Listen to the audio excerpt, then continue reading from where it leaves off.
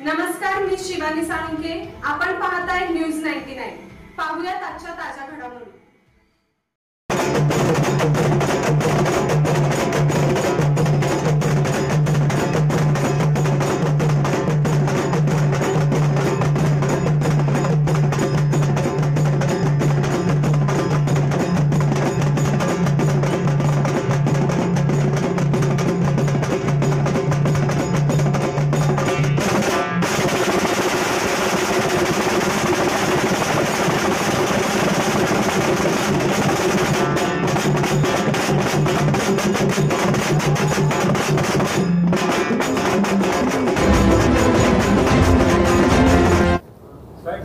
पवार साहेबांनी यशवंत विचाराची व्याख्या बदलली असं तुमचं मत आहे? 100% आज पवार साहेब यशवंतराव चव्हाणांचं नाव घेण्याची त्यांची लायकीच नाही, मी स्पष्ट सांगतो. त्याचं कारणच असं आहे की पवार साहेब यशवंत विचार ज्यावेळेला म्हणतात त्यावेळेला त्यांनी एक लक्षात ठेवलं पाहिजे, चव्हाण साहेबांनी आपल्या पोरीच्या किंवा नातवाच्या नावानं लाखो करोडो रुपयांची प्रॉपर्टी मागे ठेवली नाही.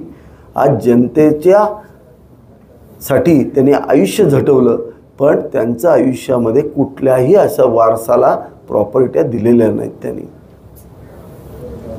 शरद पवारांना यशवंत विचारांचा विसर पडलाय आणि त्यामुळेच त्यांची आता त्याच्यावर बोलण्याची लायकी नाहीये अशा शब्दात महेश शिंदेंनी तुमच्यावर आरोप केलेत. हा उमेदवार जो दिला गेलाय हा यशवंत विचारांचा नाहीये. शरद पवारांच्यावर बोलण्याची त्यांची स्वतःची लायकी नाही. शरद पवारांनी त्यांना त्या ठिकाणी या वेगवेगळ्या क्षेत्रामध्ये सुरुवात करण्यासाठी आशीर्वाद दिला म्हणून आजपर्यंत इथं पोचले.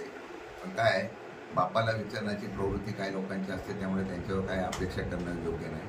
हे सगळं सहन करेल, पण शरद पवारांच्यावर बोलल्यानंतर बाकी आम्ही जशात तसं उत्तर द्यायला समर्थ आहोत. आपण आपल्या लायकीमध्ये राहावं.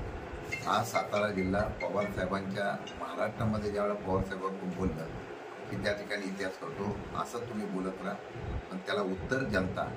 पवार साहेबांवर जेवढे तुम्ही टीका कराल, रयत शिक्षण संस्थेवर जेवढी तुम्ही टीका केली, या ठिकाणी आपल्याला सांगतो की तुम्ही असंच बोलत राहिला तर पवार साहेबांच्यावर टीका करण्याचं काय होतं हे महाराष्ट्राने बघितलेलं आहे. या निवडणुकीमध्ये तुम्ही अशाच पद्धतीने पवार साहेबांवर टीका केली तर साताराची जिल्ह्याची जनता यशवंतराव चव्हाणांचा आणि शरद पवारांचा असा विचार आहे तो निवडणुकीला नक्कीच मतदानात दाखवून देतील आणि त्यामुळे त्याचा फायदा उमेदवाराला होतो का तोटा होतो तो येणाऱ्या काळामध्ये